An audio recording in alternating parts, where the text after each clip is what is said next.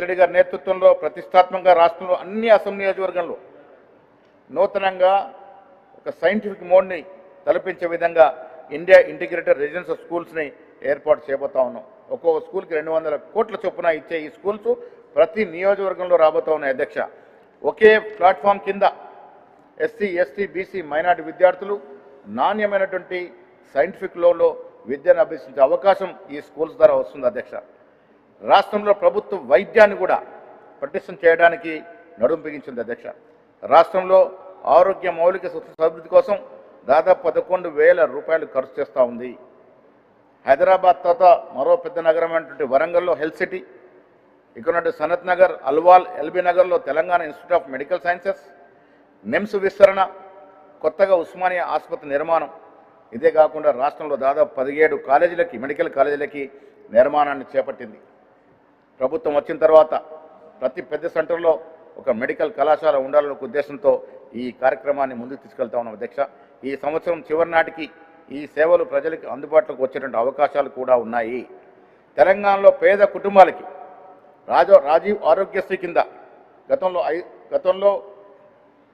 రాజశేఖర రెడ్డి గారి ప్రభుత్వం ఉన్నప్పుడు ఇచ్చినటువంటి సదుపాయాలు మళ్ళీ పునరుద్ధరించి ఇవాళ ఆరోగ్యశ్రీ పథకం కింద 5 లక్షల నుంచి 10 లక్షలకు పెంచి దాన్ని డబుల్ చేసి ఏ పేదవాడు కూడా ఆరోగ్యాన్ని కాపాడుకోవడంలో వసతులు లేకుండా ఉండకూడదనే ఉద్దేశం వల్ల దీన్ని 5 నుంచి 10 లక్షలు పెంచి బీమా ఇస్తున్న సందర్భం. అధ్యక్ష, ప్రభుత్వ పథకాలు, అభివృద్ధి కార్యక్రమాలు ప్రజలకు చెంతకు తీసుకెళ్లేందుకు మా ప్రభుత్వం ప్రజాపాలన, ప్రగతి పాలన పేరిట 99 రోజుల నిర్దిష్ట కార్యాచరణ రూపొచ్చింది. అధ్యక్ష, మంత్రులు, ఎమ్మెల్యేలు, ఎంపీలు, ఎమ్మెల్సీలు అందరూ కూడా క్షేత్రస్థాయిలో ఈ 99 రోజులు ప్రజాపాలనలో పాల్గొంటారు. అధ్యక్ష, ప్రత్యేక పారిశుద్ధ కార్యక్రమాలు, పెండింగ్లో ఉన్నటువంటి ఫైళ్ళని పరిష్కరించడం, అన్ని రంగాల్లో అభివృద్ధి పనులు చేపడుతుంది.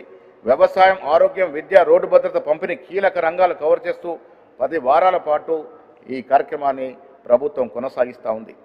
గత 10 ఏళ్లలో రాష్ట్ర ప్రజలు సమస్య పట్టించుకుని నాదులు లేకుండా పోయారు. అధ్యక్ష, కనీసం వాళ్ళు గోడు వినేవారు కరువయ్యారు. ఆనాటి పరిస్థితి మనకు తెలుసు. అధ్యక్ష, ప్రగతి భవన్ గేట్లు పర్మనెంట్గా మూసుండేవి. కనీసం మంత్రులకి అవకాశం ఉండేది కాదు. ఆనాడు ఉన్నటువంటి ఒక మైనార్టీ మంత్రి 2 గంటల పాటు వేచి చూసి వెనకెళ్ళినటువంటి పరిస్థితి. ప్రజాకవి గద్దర్ని ఏ విధంగా ఎండలో కూర్చోబెట్టి అవమానించారో మనం చూసాం. కానీ మా ప్రభుత్వం అధ్యక్ష కళాకారులు ప్రోత్సహించే ఉద్దేశంలో గద్దర్ గారి పేరిట అవార్డులు ఏర్పాటు చేసిన సందర్భం. అధ్యక్ష, చూసాం, ప్రజలు చూశారు, మీరు చూశారు, మేము చూసాం.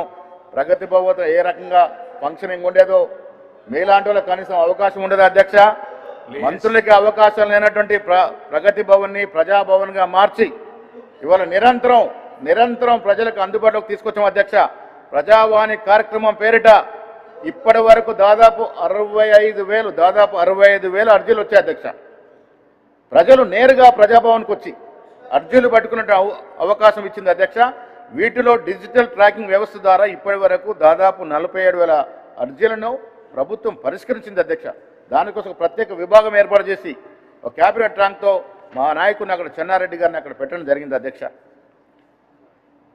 మరొక అంశం. అధ్యక్ష, కాంగ్రెస్ పార్టీ అధికారంలోకి వచ్చిన తర్వాత చరిత్రాత్మక నిర్ణయం, ప్రభుత్వం సామాజిక న్యాయం కోసం కట్టుబడి ఉంది అని చెప్పడానికి దేశ చరిత్రలో అధ్యక్ష ఆనాడు బ్రిటిష్ వారు కుల సర్వే చేస్తే దాదాపు 90 సంవత్సరాల తర్వాత ఈ రాష్ట్రంలో ఏర్పడినటువంటి కాంగ్రెస్ ప్రభుత్వం, ముఖ్యమంత్రి గారు ఒక అగ్రవర్ణానికి చెందినవాడు ఇప్పటికి కూడా మా అధినాయకులు ఖర్గే గారు, రాహుల్ గాంధీ ఆకాంక్షల మేరకు చరిత్రాత్మక నిర్ణయం తీసుకొని దాదాపు 100 ఏళ్ల క్రితం జరిగినటువంటి సర్వే తర్వాత మళ్ళీ మొట్టమొదటిసారి స్వతంత్ర భారతదేశంలో మొట్టమొదటిసారి కుల సర్వే జరిగింది తెలంగాణలో. అధ్యక్ష, ఇదొక చరిత్రాత్మక నిర్ణయం.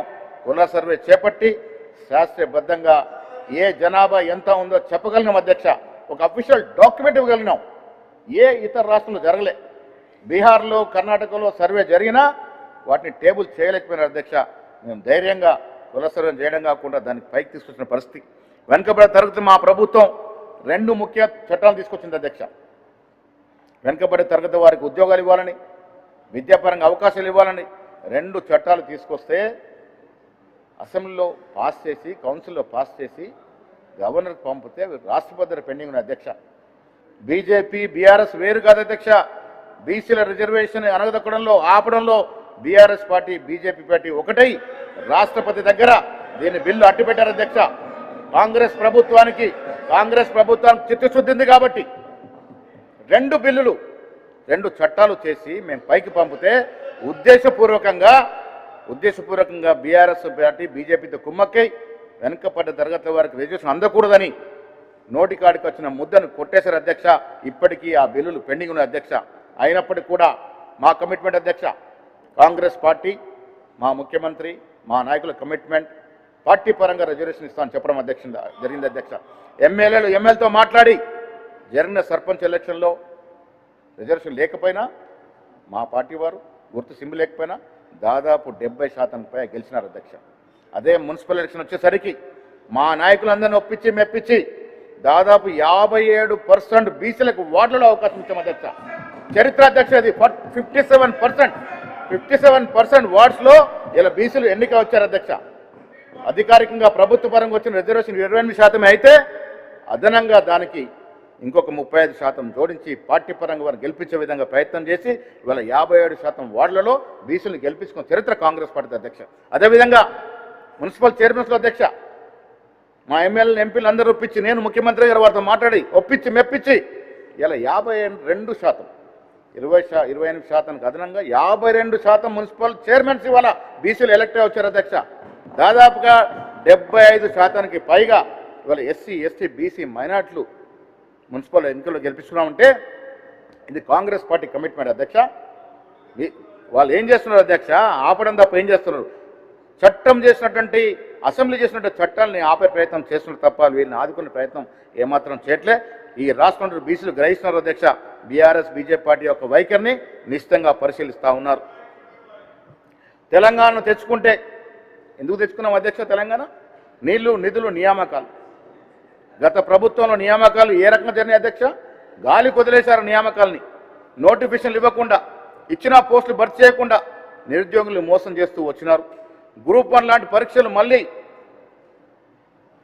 ఆనాడు సమైక్య ఆంధ్రప్రదేశ్లో ఆనాటి ముఖ్యమంత్రి ఇచ్చిన తర్వాత మళ్ళీ గ్రూప్ 1 ఎగ్జామ్స్ జరిపిందంటే కాంగ్రెస్ ప్రభుత్వం పోయిన సంవత్సరం అధ్యక్ష దాదాపు 11-12 ఏళ్ళు గ్రూప్ 1 ఎగ్జామ్ లేకుండా పోయినాయి అధ్యక్ష ఈ రాష్ట్రంలో. అదేవిధంగా విద్యార్థుల జీవితాలతో ఆనాటి ప్రభుత్వం ఆడుకుంది అధ్యక్ష. మా ప్రభుత్వం వచ్చిన ఈ 2 ఏళ్లలో కేవలం 2 సంవత్సరాల్లో అధ్యక్ష 67,763 పోస్టులు భర్తీ చేసి యావత్ దేశానికి ఒక రోల్ మోడల్గా నిలిచినాం. యావత్ దేశానికి ఒక ఎగ్జాంపుల్గా నిలిచాం అధ్యక్ష. తెలంగాణ తెచ్చుకుంది ఉద్యోగాల కోసం అధ్యక్ష. ఆంధ్ర పాలకుల చేతిలో మోసపోతూ ఉన్నామని మన ఉద్యోగాలు పోతా ఉన్నాయని తెలంగాణ కోరుకొని ఏరుకొని ప్రాణత్యాగాలు తెచ్చిన తెలంగాణలో వాళ్ళు ఇచ్చిన ఉద్యోగాల సంఖ్య పట్టుమని 40,000 దాటలే అధ్యక్ష. ఉద్యోగాలు మా ప్రభుత్వానికి ఆప్తులు అధ్యక్ష. ఉద్యోగస్తులందరూ కూడా మా ప్రభుత్వానికి ఆప్తులు. వాళ్ళ సంక్షేమ ధ్యేయంగా రేవంత్ రెడ్డి సర్కార్ అడుగులు వేస్తూ ఉంది. ఉద్యోగుల సంక్షేమానికి అత్యధిక ప్రాధాన్యతనిస్తూ ప్రత్యేక బీమా పథకాన్ని ప్రవేశపెట్టాం. ప్రభుత్వ ఉద్యోగులకి 70 ఏళ్ల లోపు పెన్షన్లకు ఆరోగ్య భద్రత సామాజిక భద్రత కల్పించి ఈ పథకాన్ని దేశ చరిత్రలోనే మొట్టమొదటిసారిగా తీసుకొచ్చిన పరిస్థితి అధ్యక్ష. ఈ పథకం కింద ప్రమాదవశాత్తు ఎవరిని మరణిస్తే 1.2 కోట్లు 60 ఏళ్ల వరకు రూపాయలు 10 లక్షల టర్మ్ లైఫ్ ఇన్సూరెన్స్ కూడా ఉంటుంది.